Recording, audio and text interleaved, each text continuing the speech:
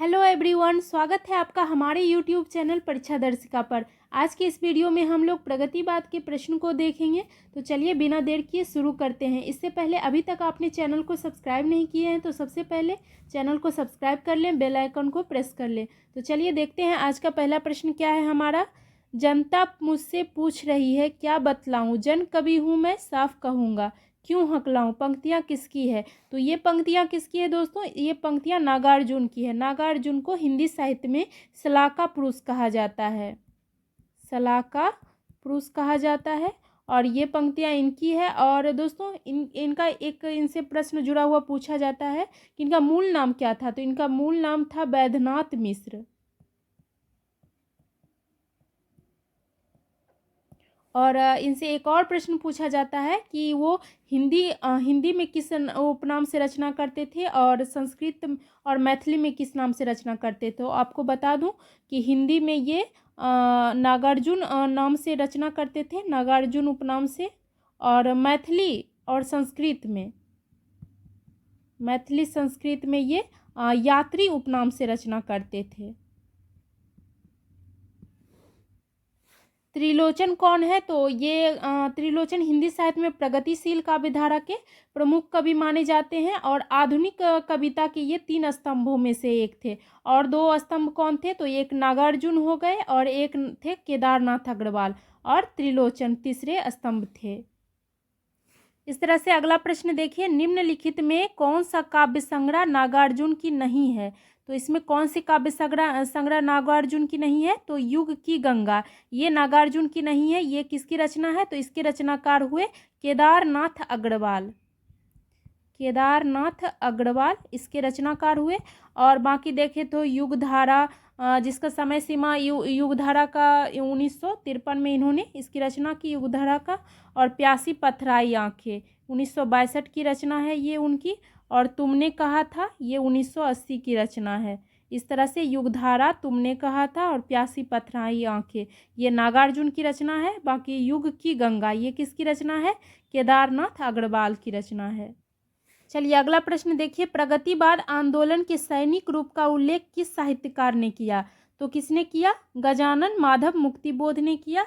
और दोस्तों प्रगतिवाद का भी किसे कहा जाता है, तो जिसमें इसका विषय जो था, जैसे देखिए मजदूर वर्ग, दलित वर्ग और कृषक वर्ग को दृष्टि में रखकर जो साहित्य में रचा गया उसे प्रगतिवादी काव्य कहा गया। और डॉक्टर बच्चन सिंह के अनुसार प्रारंभ में इस काव्य को क्या कहा जाता था, प्रगतिशील काव्य, इसे प्रगतिशील काव्य भी कहा जाता था। और इसके लिए प्रगतिवाद शब्द का प्रयोग सर्वप्रथम 1942 ईस्वी में किसने किया, तो मुक्तिबोध ने किया है। अगला प्रश्न देखिए, तुम्हें सौंपता हूँ किसकी काव्य रचना है। तो ये किसकी काव्य रचना, त्रिलोचन शास्त्री की काव्य रचना है। और दोस्तों इनका जन्म गाजियाबाद उत्तर प्रदेश में इनका जन्म हुआ था। और इनकी एक रचना है ताप के ताए हुए दिन, ये पूछा जाता है ताप के ताए हुए दिन। इस रचना के लिए उन्हें साहित्य अकादमी पुरस्कार प्राप्त हुआ था। और इनकी अन्य रचनाएं देखिए तो जीने की कला इनकी महत्वपूर्ण रचना है। और देशकाल इनकी कहानी संग्रह है, क्या है, देशकाल इनकी कहानी संग्रह है। और दोस्तों इनके विषय में एक महत्वपूर्ण बात ये है कि ये प्रगतिशील त्रयी के रूप में जाने जाते हैं। मतलब प्रगतिशील त्रयी में कौन कौन थे, तो देखें नागार्जुन है, केदारनाथ अग्रवाल है और तीसरा प्रमुख ये थे त्रिलोचन शास्त्री। आगे देखिए हमारा प्रश्न, निम्नलिखित में कौन सा तत्व मार्क्सवादी चिंतन के पक्ष में नहीं है। तो कौन नहीं है, यांत्रिक भौतिकवाद नहीं है। जबकि देखिए आधार और अधिरचना, वर्ग संघर्ष, प्रतिनिधि पात्र ये मार्क्सवादी चिंतन का पक्ष है। और कार्ल मार्क्स की साम्यवादी विचारधारा ही मार्क्सवादी विचारधारा के नाम से जानी जाती है। आगे देखते हैं, नींद के बादल संग्रह के लेखक कौन है। तो इसके लेखक कौन है, तो इसके लेखक हुए केदारनाथ अग्रवाल की ये रचना है। और दोस्तों ये प्रगतिवादी कवि थे। और बाकी इनकी रचना देखिए, युग की गंगा है, फूल नहीं रंग बोलते हैं, अपूर्वा इनकी एक बहुत ही महत्वपूर्ण रचना है, अपूर्वा जो पूछा जाता है, जो शिलाएं तोड़ते हैं, इनके ये सब काव्य संग्रह है महत्वपूर्ण। और नागार्जुन की काव्य की रचना की बात करें तो इनकी प्रमुख काव्य संग्रह है युगधारा, ये बहुत पूछा जाता है एग्जाम में, युगधारा इनकी प्रमुख रचना है। सतरंगे पंखों वाली एक इनकी रचना है। प्यासी पथराई आंखें, ऊपर के प्रश्न में भी आया था ऑप्शन। ये सब इनकी प्रमुख रचना है। हमारा नेक्स्ट प्रश्न है, वह चिड़िया जो कविता के रचयिता कौन है? तो ये कविता है वह चिड़िया जो। इसके रचनाकार कौन हुए? तो इसके रचनाकार हुए केदारनाथ अग्रवाल। और इनकी अन्य रचनाओं की बात करें तो युग की गंगा हुआ इनकी एक रचना, युग की गंगा। और इनकी एक और रचना है अपूर्वा, जो ऊपर के प्रश्न में भी बताए थे, बहुत ही महत्वपूर्ण रचना है ये। और एक और रचना है इनकी पुष्पदीप। और सुमित्रा नंदन पंत जो कि छायावादी कवि हैं। और इनकी रचना की बात करें, इनके काव्य रचनाएं की बात करें तो युगबानी इनकी रचना है। युगबानी इनकी बहुत ही महत्वपूर्ण रचना है। एक पल्लव है, ग्रंथि, गुंजन,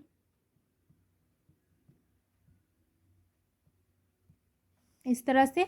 कुंवर नारायण इनकी रचना की बात करें तो चक्रव्यूह इनकी बहुत ही महत्वपूर्ण रचना है, चक्रव्यूह। और सुभद्रा कुमारी चौहान इनकी महत्वपूर्ण रचना है मुकुल, त्रिधारा, इस तरह से इनकी रचनाएं हैं। चलिए देखते हैं आगे का प्रश्न, कितना सौभाग्यशाली है वह समुद्र जिसे पर्वतराज हिमालय की इन दो बेटियों का हाथ पकड़ने का श्रेय मिला। प्रस्तुत पंक्ति में निहित इन दो बेटियों का वर्णन किन दो नदियों के संदर्भ में है? तो ये किन दो नदियों के संदर्भ में है? तो सिंधु और ब्रह्मपुत्र नदी के संदर्भ में है। दोस्तों ये जो पंक्ति है नागार्जुन ने अपनी रचना हिमालय की बेटियां में लिखे हैं, हिमालय की बेटियां में ये पंक्ति है। और इसमें उन्होंने सिंधु और ब्रह्मपुत्र नदियों का बहुत ही अद्भुत मानवीकरण किया है, सिंधु और ब्रह्मपुत्र नदी का। और नागार्जुन का नाम भी पूछा जाता है, ये प्रश्न आता है इनसे संबंधित कि इनका वास्तविक नाम क्या था? तो ऊपर बताए थे वैद्यनाथ मिश्र। ये बहुत पूछा जाता है इनका नाम, मूल नाम, तो याद रखिएगा वैद्यनाथ मिश्र इनका नाम है। चलिए अपना अगला प्रश्न है, मार्क्सवादी चिंतन से प्रभावित हिंदी की प्रमुख साहित्य परंपरा क्या है? तो मार्क्सवादी चिंतन से प्रभावित हिंदी की प्रमुख साहित्य परंपरा प्रगतिवाद है। और दोस्तों सन बोले 1935 ईस्वी में, 1935 ईस्वी में पेरिस में एक थे E.M. फोस्टर। और इन्होंने प्रगतिशील लेखक संघ की स्थापना की 1935 में। कहाँ? पेरिस में।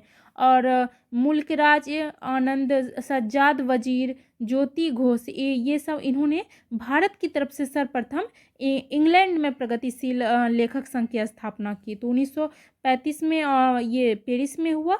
और 1935 में ही इंग्लैंड में भारत की तरफ से जो लेखक थे ये पूछा जाता है कौन कौन थे? तो सज्जाद जहीर, ज्योति घोष और ये सब थे। और इन्होंने प्रगतिशील लेखक संघ की स्थापना की इंग्लैंड में 1935 में। और दोस्तों भारत में प्रगतिशील लेखक संघ की स्थापना 1936 ईस्वी में कौन किए? तो इसकी स्थापना हुई 1936 ईस्वी में लखनऊ में। और इसका प्रथम अधिवेशन भी हुआ। इसके अध्यक्ष कौन रहे थे? तो मुंशी प्रेमचंद।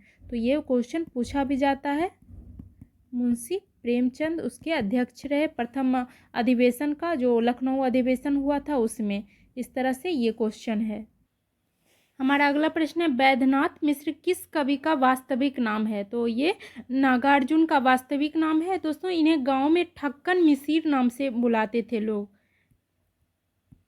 ठक्कन मिसिर, इस तरह से ना। और इनके बारे में बताया कि ये संस्कृत और मैथिली में किस उपनाम से रचना करते थे? तो यात्री उपनाम से रचना करते थे, ये महत्वपूर्ण है। और हिंदी में नागार्जुन उपनाम से। और उनकी प्रमुख कृतियों के भी विषय में हम लोग चर्चा कर लिए कि युगधारा है, सतरंगी पंखों वाली इनकी रचना है, एक तुमने कहा था, प्यासी पथराई आंखें जो कि बहुत ही महत्वपूर्ण इनकी रचना है, प्यासी पथराई आंखें।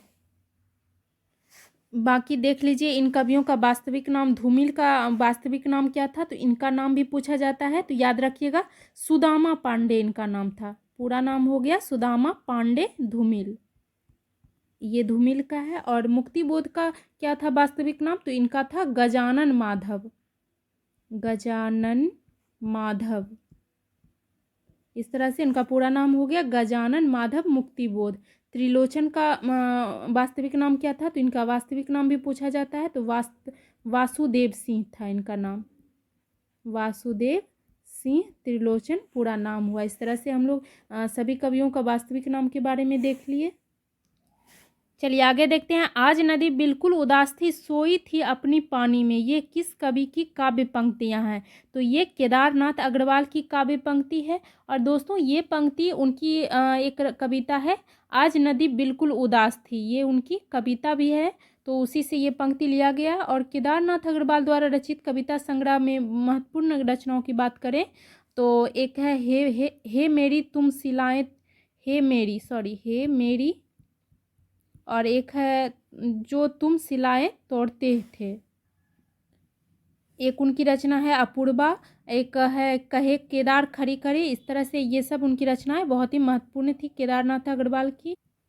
चलिए हमारा अगला प्रश्न है, डॉक्टर नगेंद्र ने प्रगतिवाद का आरंभ काल माना है, तो कब से इन्होंने माना है? तो 1936 ईस्वी से इन्होंने प्रगतिवाद का आरंभ काल माना है।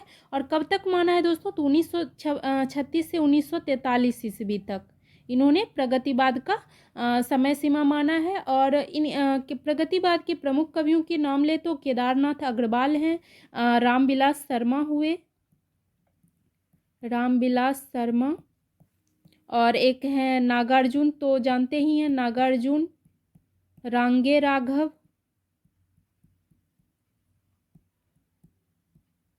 त्रिलोचन, ये सब प्रगतिवाद के प्रमुख कवि हैं। और दोस्तों डॉक्टर बच्चन सिंह ने सुमित्रा नंदन पंत की एक रचना है युगबानी, युगबानी छायावाद में हम लोग पढ़े थे, युगबानी उनकी एक रचना है, तो उसे खड़ी बोली का प्रथम प्रगतिवादी काव्य रचना माना है डॉक्टर बच्चन सिंह ने, तो याद रखिएगा इस तरह से। चलिए आगे प्रश्न हमारा, कामाध्यात्म की समस्या निम्नलिखित में से किस रचना में उठाई गई? तो इसमें उर्वशी में उठाई गई। दोस्तों उर्वशी किनकी रचना है? तो ये रामधारी सिंह दिनकर की रचना है, रामधारी सिंह दिनकर की ये कृति है उर्वशी। और आज जबकि देखें तो आत्मजयी, यहाँ आत्मजयी होगा, टाइपिंग में मिस्टेक हो गया, आत्मजयी। इसके रचनाकार कौन है? तो इसके रचनाकार है कुंवर नारायण,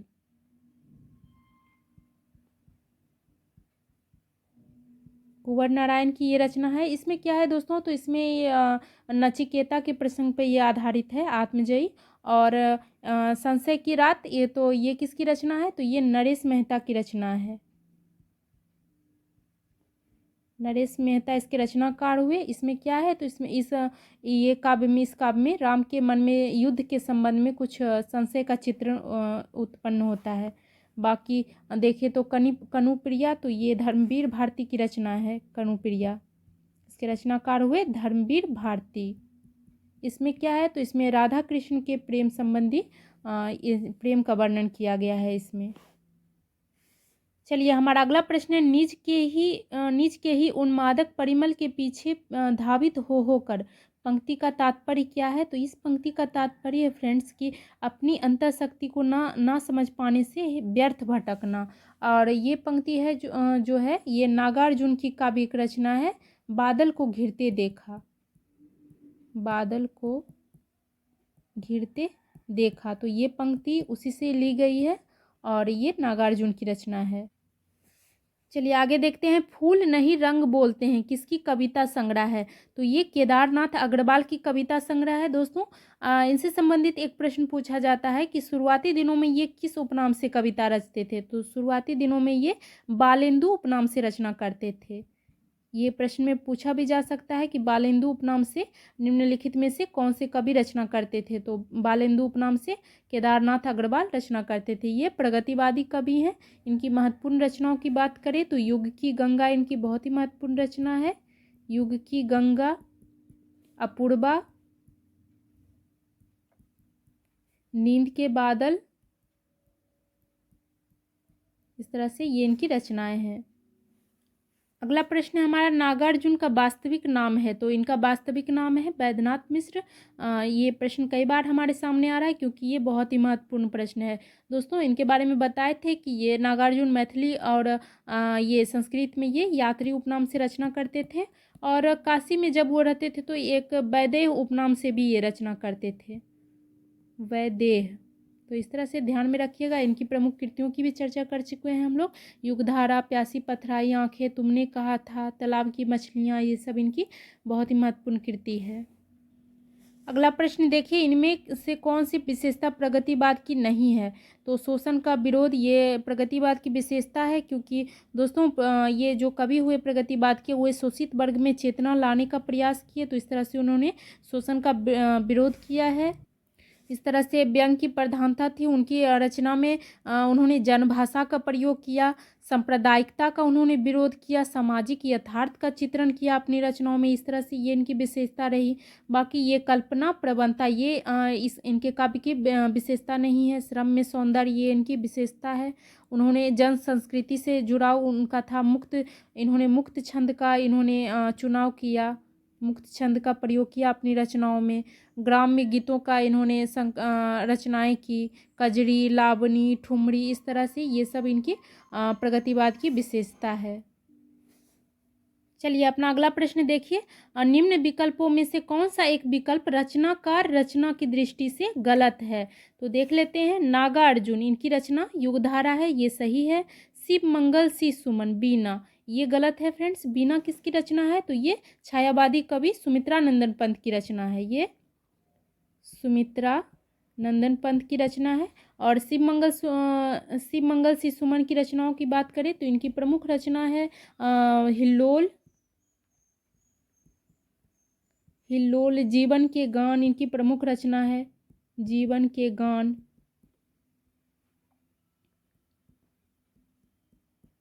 और इनकी एक रचना है मिट्टी की बारात।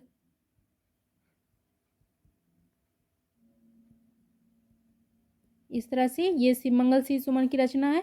बाकी त्रिलोचन की रचना है धरती, केदारनाथ अग्रवाल की रचना है युग की गंगा। इस तरह से इनकी रचना है।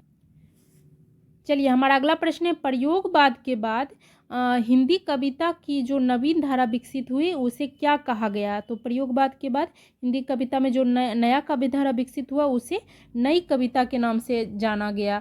दोस्तों नई कविता नाम अज्ञेय द्वारा दिए गया। ये पूछा भी जाता है क्वेश्चन में कि ये नाम किसके द्वारा दिया गया? तो अज्ञेय के द्वारा दिया गया। और अज्ञेय कौन थे? तो ये प्रयोगवाद के प्रवर्तक थे। अगला टॉपिक में हम लोग प्रयोगवाद को पढ़ेंगे।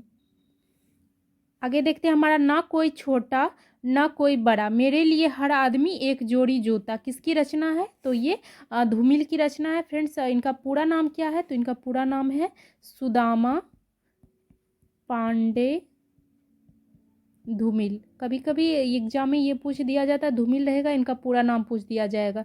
तो सुदामा पांडे धूमिल इनका पूरा नाम था। और ये जो है ये पंक्ति इनकी एक रचना है मोची राम इनका एक काव्य है, इसी से ये पंक्ति लिया गया है। और इनकी अन्य रचनाओं की बात करें तो ये एक बहुत ही महत्वपूर्ण रचना है, संसद से सड़क तक, संसद से सड़क तक, ये धूमिल की रचना है। आगे प्रश्न है हमारा, निम्नलिखित में कौन से प्रगतिवादी मूल्य नहीं है? तो व्यष्टि चेतना और एकेश्वरवाद ये प्रगतिवादी मूल्य नहीं है। इस तरह से हमारा ऑप्शन ये सही हो जाएगा दोस्तों। जबकि देख ले तो यथार्थ चेतना, इतिहास बोध, ये सब प्रगतिवादी मूल्य है। और प्रगतिवादी काव्य में दोस्तों शोषितों का, दीनता का चित्रण किया गया, उन नारी का चित्रण किया गया उस समय, और सामाजिक जीवन का जो यथार्थ चित्रण था वो प्रगतिवादी काव्य में किया गया। इस तरह से हमारा ऑप्शन ए सही हो जाएगा। इसमें कौन प्रगतिवादी मूल्य नहीं है? तो एक व्यष्टि चेतना और एक ईश्वरवाद। तो दोस्तों ये था आज का लास्ट प्रश्न। और इसी के साथ हम लोग आधुनिक युग के जितने भी कालखंड हुए सभी के महत्वपूर्ण प्रश्नों को देखेंगे। अभी प्रगतिवाद को हम लोग देख रहे हैं, उसके बाद अगले टॉपिक में हम लोग प्रयोगवाद को देखेंगे। इस तरह से इन सारे प्रश्नों को अच्छी तरह से देखेंगे। तो इसी के साथ मिलते हैं नेक्स्ट वीडियो में। वीडियो अच्छा लगे तो लाइक, सब्सक्राइब और शेयर कर दीजिए। धन्यवाद।